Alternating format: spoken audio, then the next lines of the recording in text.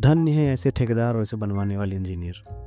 8 inch के base पे सीधा कॉलम खड़ा किया गया है। शुरुआत में मुझे लगा शायद स्टेप फुटिंग किया जाएगा, लेकिन आप देख सकते हैं सीधे कॉलम को उस 8 इंच के बेस पे खड़ा कर दिया गया है।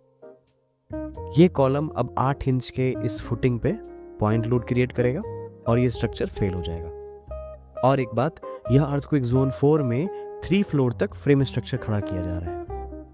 100 तोपों की सलामी है भाई ऐसे ठेकेदार को। आपका क्या कहना है, किसकी गलती है यहाँ पे?